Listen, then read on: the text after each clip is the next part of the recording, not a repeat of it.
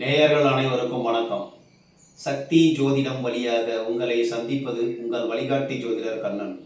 கைரேகை கருத்துக்களை மிக எளிமையாக உங்கள் கையை பார்த்தவுடன் புரியும்படி கற்றுக் கொடுத்து கொண்டு வருகிறோம். பாருங்கள், பார்த்து பயன்பெறுங்கள். இன்றைய தலைப்பு என்னவென்றால் ராஜலட்சுமி யோகம், தாமரை குறியின் ரகசியம், அரச வாழ்வு, அன்பான குடும்பம்.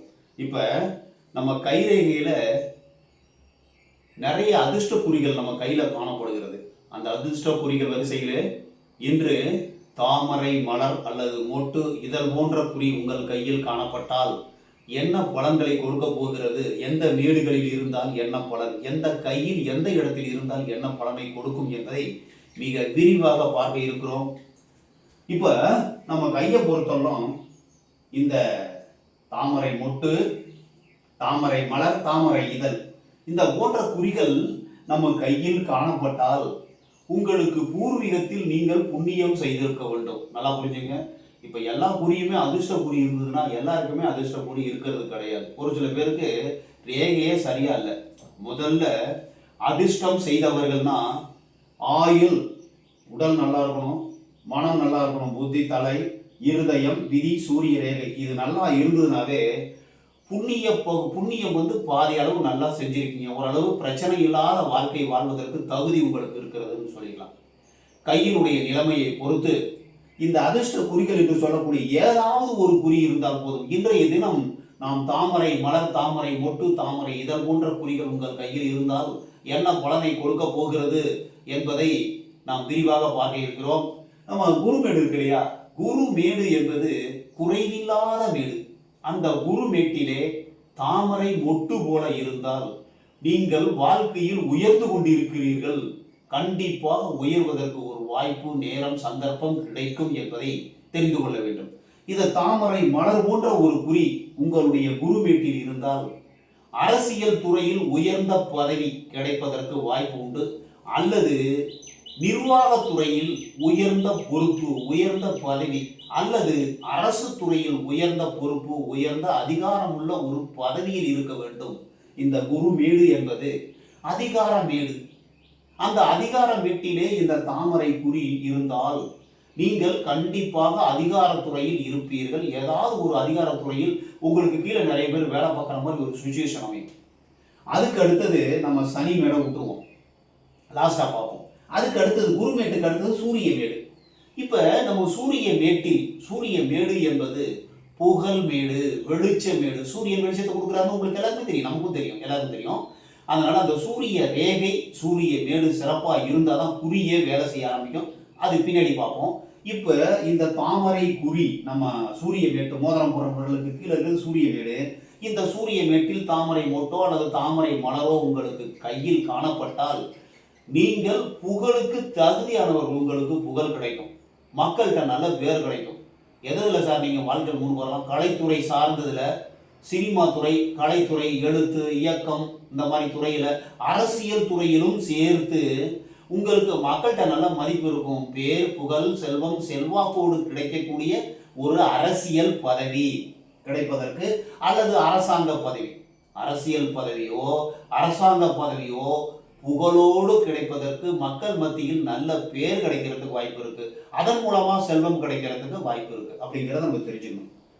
சூரிய மேடை பார்த்துட்டோம்னா அதுக்கப்புறம் சுக்கிரமேட்டை பார்த்துருவோம். சுக்கிரமேட்டில் தாமரை மலர் அல்லது மொட்டு இதழ் போன்ற குறிகள் இருந்தால், சுக்கிரமேடு நல்லா இருந்து சுக்கிரமேட்டில் இது மாதிரி ஏதாவது ஒரு குறி இருந்துன்னா சுகமான வாழ்வு, சந்தோஷமான வாழ்வு, இல்லற ஒற்றுமை, கணவன் மனைவி சந்தோஷமாக வாழக்கூடிய ஒரு அமைப்பு உருவாகும். சுக்கிரனாவே சந்தோஷம், ஆசை, வாழ்க்கை, இல்லறம், இதை நம்ம சுக்கிரமேட்டை பார்த்தா தெரிஞ்சுக்கணும். இப்போ நம்ம சுக்கிரமேட்டில் இந்த தாமரை குறி இருந்தால் அன்பான, பாசமான, ஒரு அமைதியான வாழ்க்கை, இல்லறத்தில் கணவன் மனைவி ஒற்றுமை அதிகமாக இருக்கும், சந்தோஷமான வாழ்க்கை இருக்கும், அதன் மூலமா செல்வம் பெருகும்.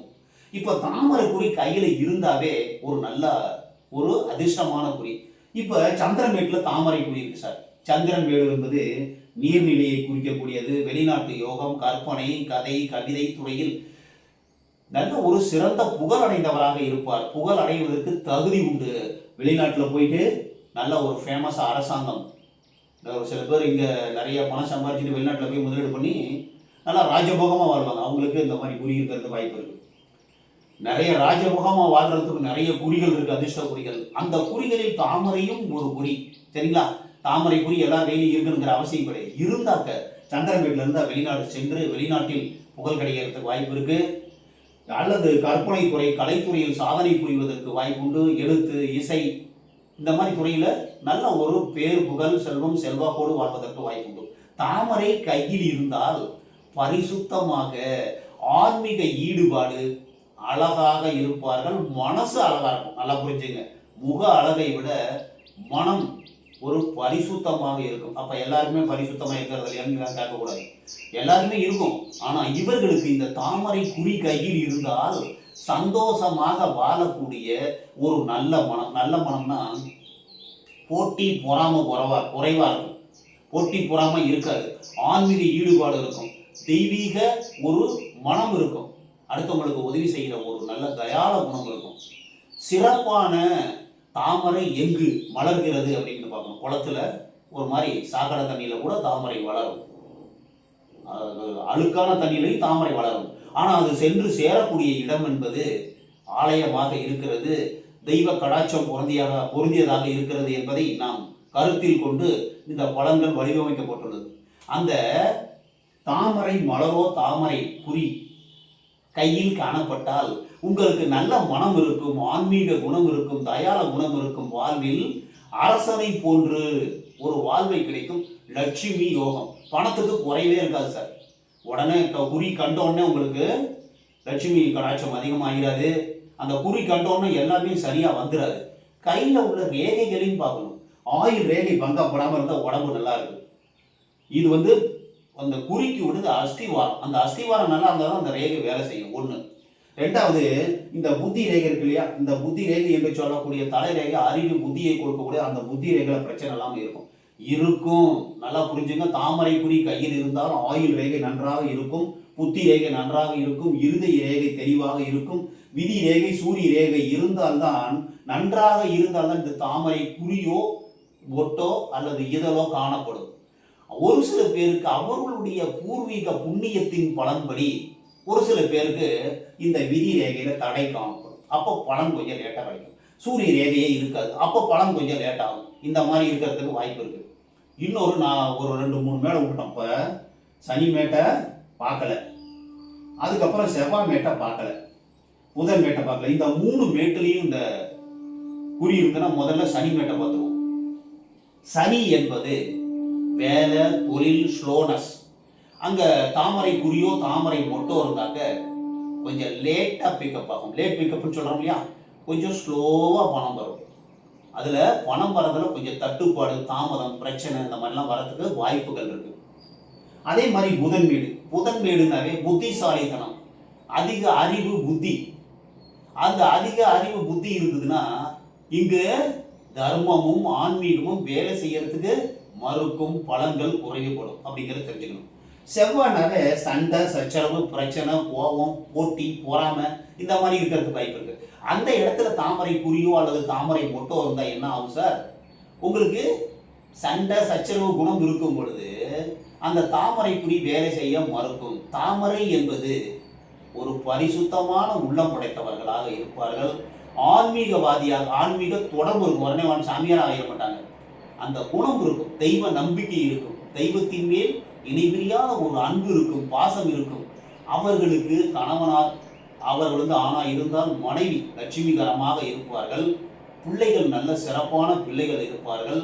இவர்களுக்கும் நல்ல ஒரு உயர்ந்த பதவி கிட்டும். பெண்ணாக இருந்தால் அவருக்கு வரக்கூடிய கணவர் மிக அறிவு, திறமை, அன்பு உள்ளவராக, பாசம் உள்ளவராக இருப்பார். அவருடைய குழந்தை அரசருக்கு இணையாக புத்திசாலித்தனம், அறிவாற்றலோடு வளர்வதற்கு வாய்ப்பு உண்டு. இப்போ நம்ம தாமரை குறி, தாமரை மொட்டு, தாமரை மலர் எங்கெல்லாம் இருக்கக்கூடாது சார்? சனி வீட்டில் இருந்ததுன்னா சரியா பலன் இருக்காது, லேட்டாக கிடைக்கும். புதன் வீட்டில் இருந்ததுன்னா புத்திசாலித்தனத்தால் தவறு செய்வதற்கு வாய்ப்பு உண்டு, அதனால் பலனும் குறைபடும். செவ்வாய் மேட்டில் எந்த செவ்வாய்? கீழ் செவ்வாய், மேல் செவ்வாய், மத்திய செவ்வாய். இது ராகு மேடுன்னு சொல்லுவோம், இது கேது மேடுன்னு சொல்லுவோம். இந்த ராகு கேது மேடுகளில், செவ்வாய் மேடுகளில், சனி மேடு, புதன் மேட்டில் இந்த தாமரை குறி இருந்தால் பலன்கள் குறைவுபடும். பலன் கிடைக்காதுன்னு கிடையாது, குறைபடும், லேட்டாக கிடைக்கும். இதுல இந்த தாமரை குறி இருந்தும் ஒரு சில பேருக்கு வேலை செய்யல சார், எனக்கு தாமரை குறி இருக்கு சார் வேலை செய்யல அப்படின்னா, தாமரை குறி முழுமையாக இருக்க வேண்டும். ஒரு 4-5 இதழ் இருக்கணும் தாமரை இருந்தா. இல்லைன்னா மொட்டு இருந்ததுன்னா கொஞ்சம் லேட்டாக தான் பலன் கிடைக்கும். இதழ் மாதிரி இருந்ததுன்னா அதை விட பலன் கொஞ்சம் கம்மியாக கிடைக்கும், கொஞ்சம் லேட் பிக்கப். ஆனால் சுத்தமான அன்பு இருக்கும், ஒரு நல்ல இதயம் இருக்குன்னு வச்சுங்க, அந்த குறி இருந்தாலே அந்த ஒரு ஒரு சுச்சுவேஷனை கொண்டு வந்துடும். இப்போ ஒரு சில பேருக்கு தாமரை குறி இருக்கு சார், அந்த குறி நல்லா இருக்காது, உடைய போட்டிருக்கும், ஒரு 2 இதழ் 3 இதழ் இருக்கும், அதுலேயும் பிரச்சனை இருக்கும். அதே மாதிரி இந்த தாமரைக்கு பக்கத்தில் ஒரு நட்சத்திர குறியோ இல்லை கிரில் மாதிரி இருந்ததுனாலும் பலன் குறைபடும். ஆயுள் ரேகைக்கு அருகில் இருப்பது நல்லது. இந்த இடத்துல தாமரை குறியோ தாமரை மொட்டோ இருந்தால் நல்ல சிறப்பான பலன். அதே மாதிரி குருமேடு, சூரிய மேடு, இந்த சுக்கரமேடு, சந்திரமேடு இதில் இருந்ததுன்னா சிறப்பான பலன் கொடுக்கும். விதி ரேகைக்கு பக்கத்தில் இந்த பக்கம் இருந்தாலும் சிறப்பான பலன் கொடுக்கும்.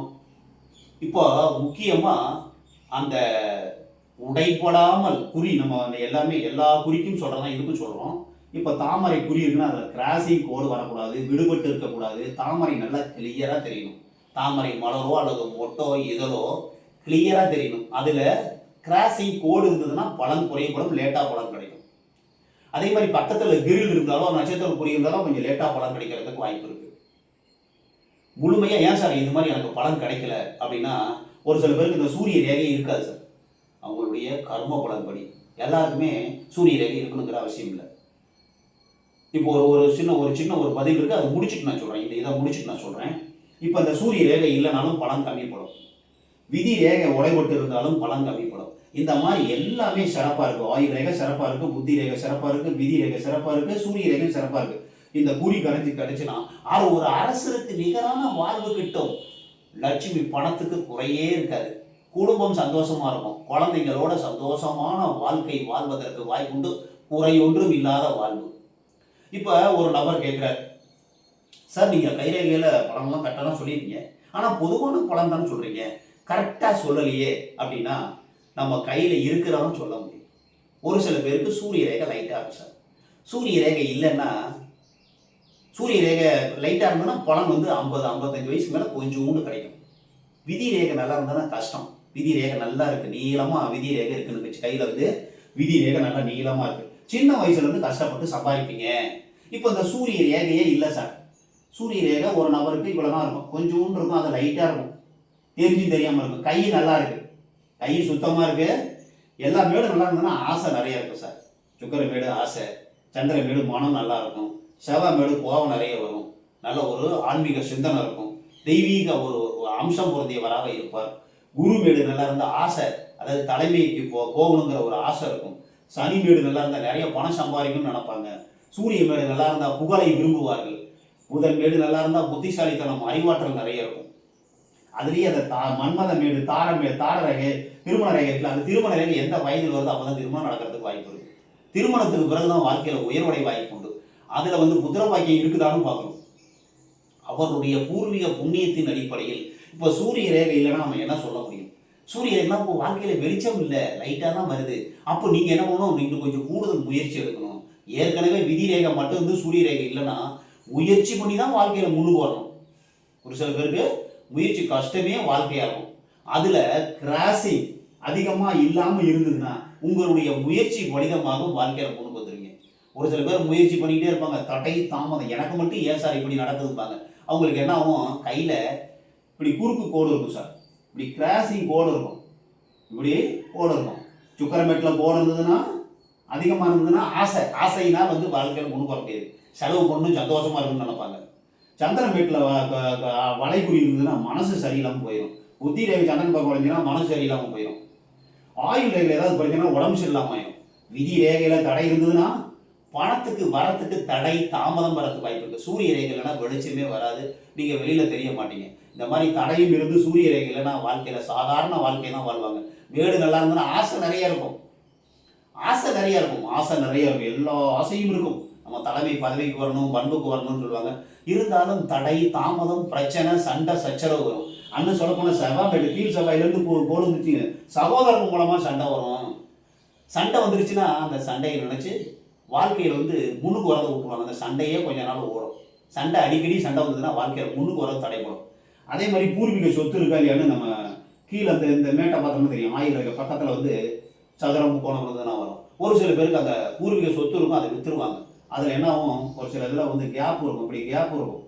பூர்வீக சதுரம் இருக்கும், அதில் ஒரு பக்கம் உடஞ்சிருக்கும். அப்படிங்கும்போது விற்றுருவாங்க அப்படின்னு அர்த்தம். இந்த ஆயில் ரேகையில் உடைவிட்டு இருந்தால் அந்த வயசில் ஊர் விட்டு ஊர், சொந்த ஊரை விட்டு வெளியூர் போகிறது வாய்ப்பு இருக்குது.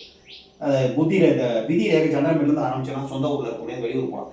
இப்படி தான் ஒரு சில பலன் கரெக்டாக சொல்லணும். அப்படின்னா ரேகைகள் நல்லா இருந்தால் தான் பலன் கரெக்டாக சொல்ல முடியும். இருக்கிறத சொல்ல முடியும், இருக்கிறத சொல்ல முடியும். இல்லாததை இருக்கிற மாதிரி சொன்னோம்னா நம்மளை வந்து நம்ப மாட்டாங்க. உள்ளதை உள்ளபடி சொல்லக்கூடிய கைரேகை அமைப்பை பார்த்து, கையை பார்த்தோன்னே சொல்லிடலாம். வாழ்க்கையில் எப்படி தான் அவருடைய மனோநிலை இருக்கும், கை சுத்தமாக இருக்கான்னு பார்க்கணும். அடிக்கடி கிராசிங் போர்டு இருந்ததுன்னா வாழ்க்கையில் ரொம்ப கஷ்டப்படுவாங்க அப்படின்னு சொல்லிடலாம். ரொம்ப போர் அடிக்க விரும்பல. தாமரை குறியோ அல்லது தாமரை மொட்டு, தாமரை மலர், தாமரை இதழ் போன்ற கையில் உங்களுக்கு குருமேடு, சூரிய மேடு, சந்திரமேடு, சந்திரமேடு, சுக்கரமேடு, இந்த 4 மேட்டில் ஏதாவது ஒரு மேட்டில் இருந்ததுன்னா கண்டிப்பாக வாழ்க்கையில் உயர்ந்தே தீர்வீர்கள். ஒரு அரசருக்கு நிகரான பணத்துக்கு குறைபடாது. மித்த 3 மேடு, சனி மேடு, புதன் மேடு, செவ்வாய் மேடு, இந்த 3 மேட்டில் இருந்ததுன்னா பலன்கள் கொஞ்சம் லேட் ஆகும். ஆனால் அந்த குறி இருந்ததுன்னா, தாமரை குறி இருந்தால் மனம் தூய்மையாக இருக்கும், அன்பான வாழ்க்கை துணை அமையும், நல்ல குழந்தைகள் பிறப்பார்கள், குடும்பம் சிறப்பாக வாழ்வதற்கு வாய்ப்பு உருவாகும். ஒரு அதிர்ஷ்ட குறியும் ஒரு குணாதிசயத்தை கொடுக்கும்.